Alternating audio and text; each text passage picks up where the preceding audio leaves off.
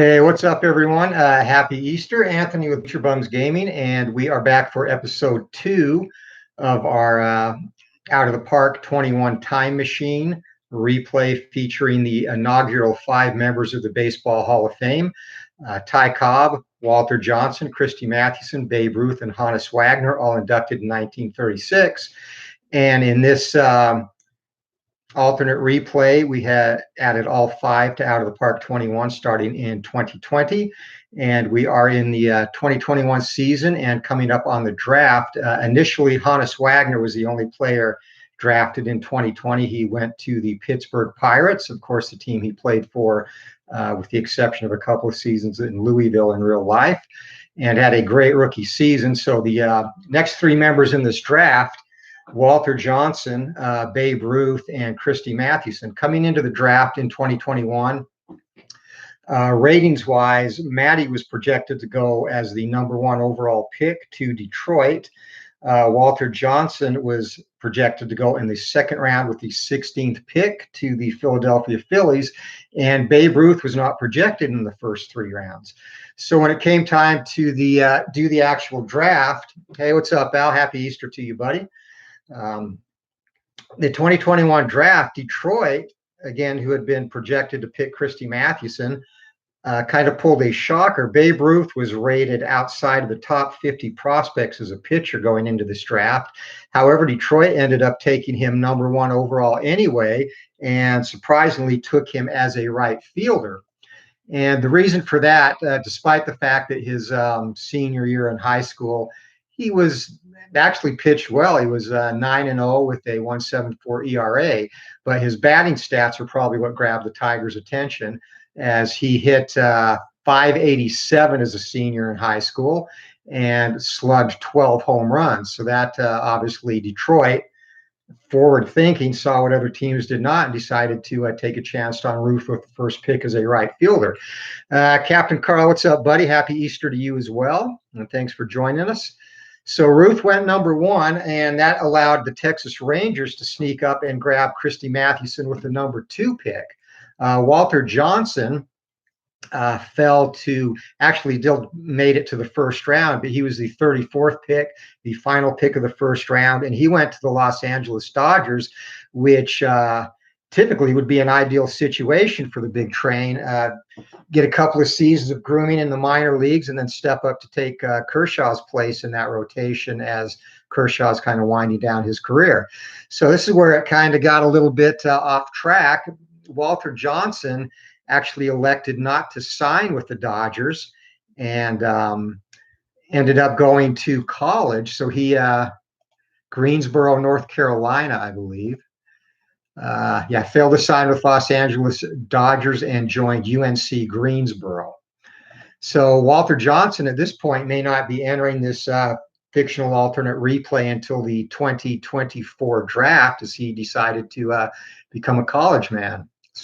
And again, kind of a surprise there, because that would seem like an ideal situation. And Captain Carl, doing an alternate history of baseball in 1901. Are you using players as they debuted in the league, or are you doing the random debut, Carl? I've messed around with that. The random debut with Out of the Park is actually pretty fun too. I've done that a couple of times on replays. So that left only 2 picks actually signing, and surprisingly enough, I thought Mathewson at least would get a crack at the Rangers rotation, or at least to make the 40-man. And with both Ruth and Mathewson, neither one of them made the big league club in 2021. Mathewson, or Babe Ruth, stayed in rookie league in Greenville, and he had a decent season. He hit .302 in 52 games for the Tigers rookie league affiliate.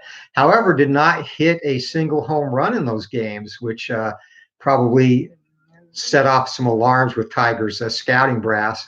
And part of that would be, at this point, Ruth, since he was primarily scouted and rated as a pitcher, despite having great power potential, has not actually realized that in terms of skill yet. So Ruth spent the entire season in rookie ball, and Christy Mathewson, drafted again with the #2 overall pick by the Rangers, also spent the entire league in the rookie league as well, or entire season. And he actually only got into 5 games for the Rangers rookie league affiliate, starting 4, and finished with a record of 1-1, a 1.90 ERA, and pitched 23 innings, had 14 strikeouts, and a 1.10 WHIP. So excellent start for both, even though I expected both of them to at least make a run or at least get some time on the big league squads. Been 19 years, and that's Honus Wagner, who, of course, came in out of Stanford in the 2020 draft and earned a spot immediately atop the Pittsburgh Pirates order. So Pittsburgh finished dead last in 2020, despite Wagner joining the team and contributing significantly. They unfortunately could not escape the cellar again in 2021. They finished with a record of 69-93, actually tied with the plummeting Milwaukee Brewers for last place in the NL Central. Wagner, however, had another great season, his second in the league. He hit .324 with 5 home runs and 53 RBIs, and led the National League in hits with 216, as well as that .324 batting average, which was also good enough for number 3 overall in baseball. So Wagner, a great second season. He also stole 33 bases in 37 attempts. So he looks like he'll be a fixture in Pittsburgh for quite some time. And the Pirates will have another good draft coming up. And right now, they just need to put some people around him in the lineup. Outside of Wagner, Josh Bell and Gregory Polanco hit 31, 35 home runs for the Bucks, respectively. And some decent people. Brian Reynolds, 297, 1770 line. So, they've got some decent people in the lineup. Their rotation killed them. Jamison Taillon was injured, so he only finished 2-6 with a 6.60 ERA for the 21-20 Pirates. Joe Musgrove, who was the ace, finished 10-12 with a 3.83 ERA. And outside of that, no other pitcher reached double figures in wins. In fact, the only other pitcher to have more than 10 or 15 decisions was Chris Stratton, who went 6-12 with a 7.23. So Pittsburgh needs to really bolster the rotation, but like I said, they'll have Wagner locked up for their foreseeable future. So I expect him, if they can build around him, to have a good career. And at this point, he looks well on his way to a career that is going to mirror his real life career. Now, Ty Cobb, of course, is not eligible. He imported as a sophomore in high school. So, excuse me, allergies. He imported as a sophomore, so he'll be eligible in the 2022 draft. And right now, looking at that draft pool, he previously was the number 1 prospect last season in that draft. And going into the offseason now, he is currently rated as the number 3 prospect in the 2022 draft. So be interesting to see what happens with Ty Cobb. Again, Ty Cobb will be joining the league as a 19-year-old, so he'll probably get time in the minor leagues. And I'm expecting Mathewson and Ruth to both make, at least for part of the season, major league rosters in 2022. So beyond that, we'll do check the chat real quick. And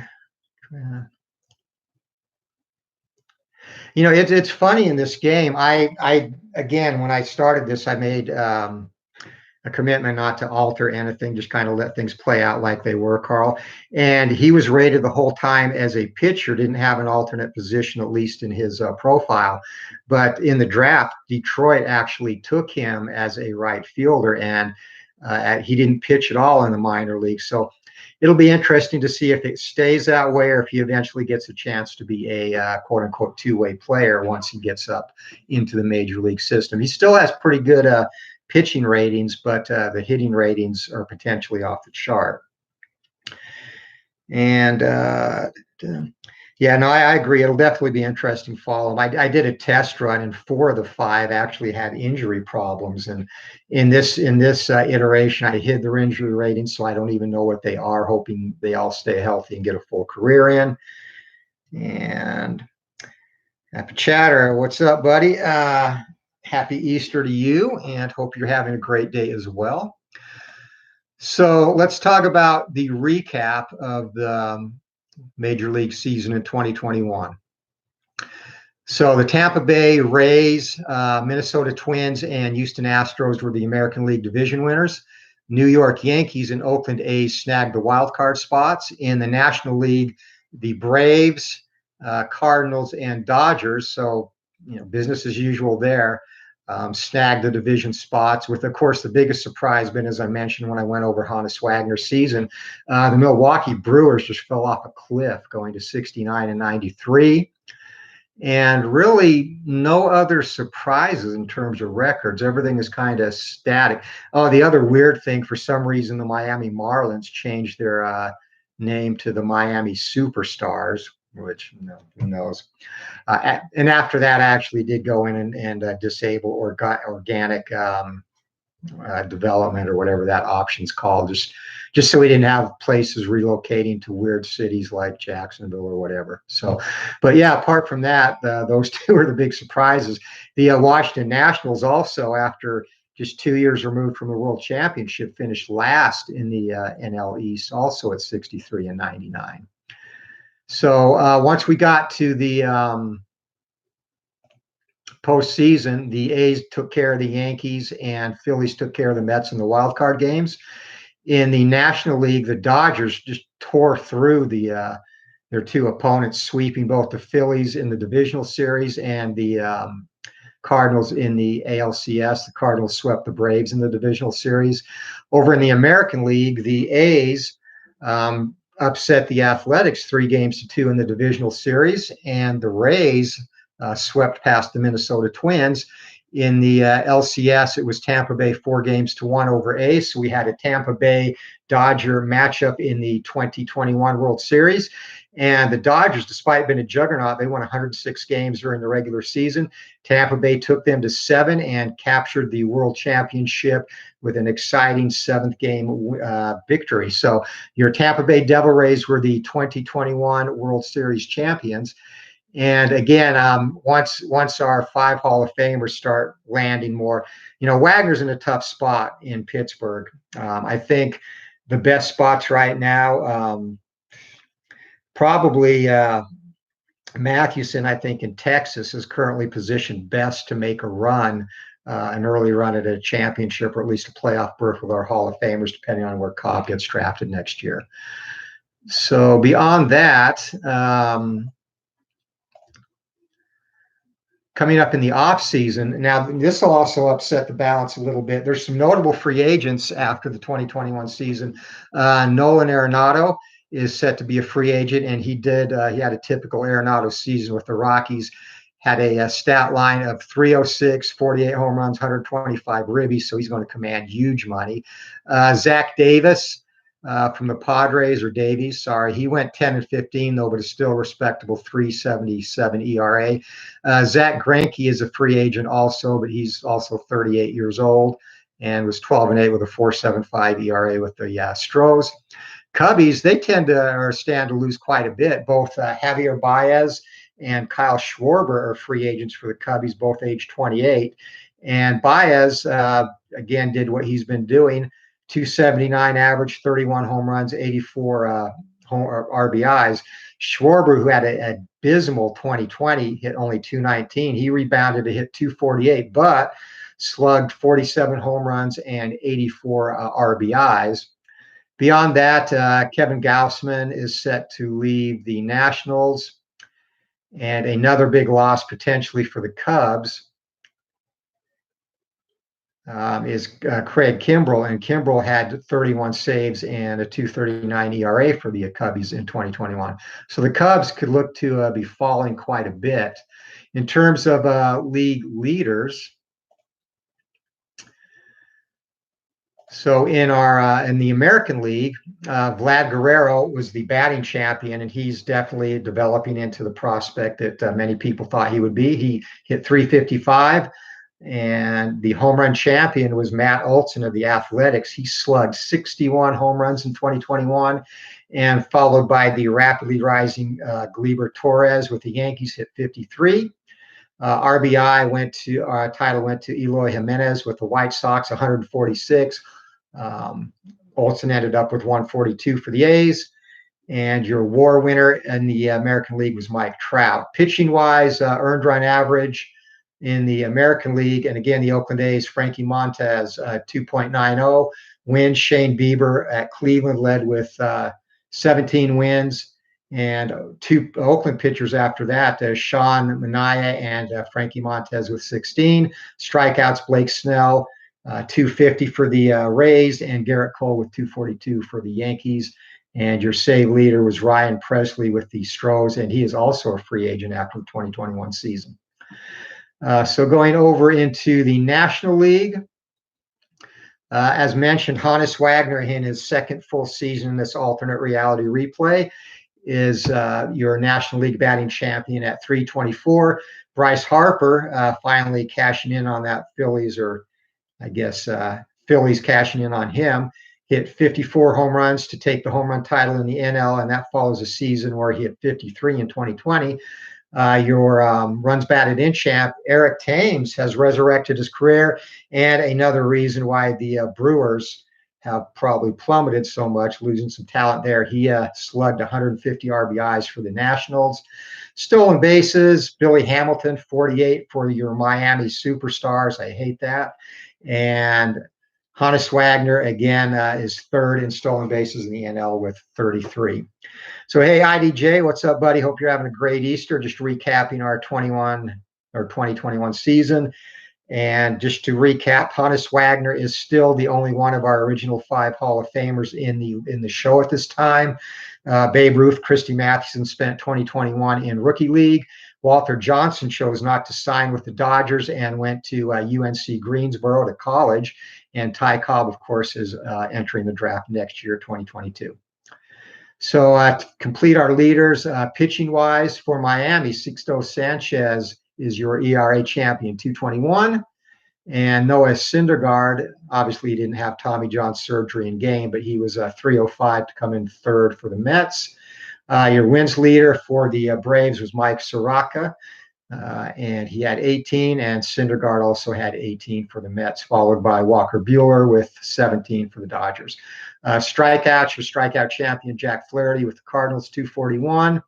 Saves leader was Edwin Diaz with the Mets, 44, who tied Miami's closer, Tommy Eveld. And then your top WAR for pitchers was Noah Syndergaard with a 6.2. So that's a brief recap of the 2021 season, as well as current status of our Hall of Famers.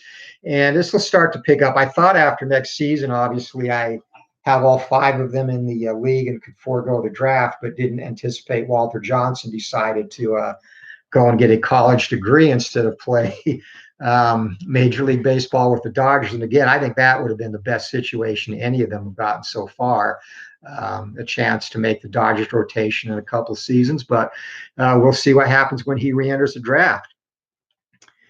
And IDJ, sing it with 70 disco tune. It really goes well. I don't know what. Yeah. I blame Derek Jeter for that, I guess. Miami Superstars, just it doesn't have a ring to it. I guess it's better than the major leagues with the Rangers and Tigers, respectively. And it'll be interesting to see where Ty Cobb goes in the draft. And speaking of Ty Cobb, let's take a quick look at him. He had an insane high school career, and he still has a senior year to go. But at this point, and again, he'll be in the 2020 draft pool.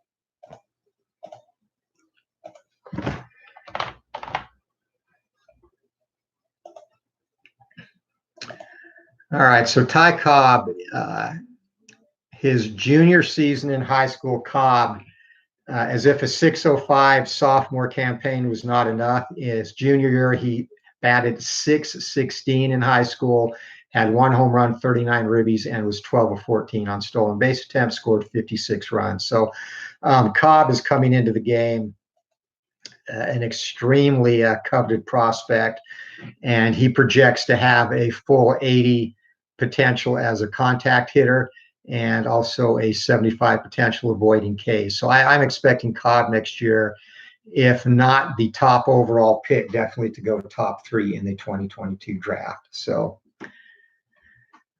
You know what? I've been where I live, Apachata. We've been having issues with the internet too. Cox is our internet provider, and they've had a lot of lag, which I guess would make sense since everybody is on the internet here. But anyway, that completes our recap. So thanks for joining. And again, episode 4 will be the 20, or episode 3 will be the 2022 season.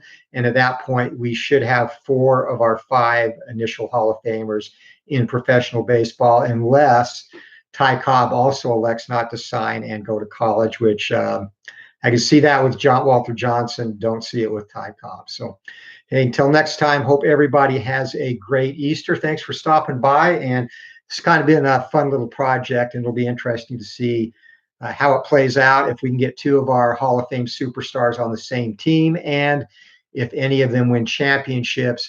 I'm predicting at this point, probably, I think the best bets for Hall of Famers out of this group, Honus Wagner, just based on the start he's gotten to his career in 2 seasons, and Ty Cobb, if he lives up to his potential ratings. Again, hitting over 600 2 seasons in a row in high school projects to a pretty good professional career.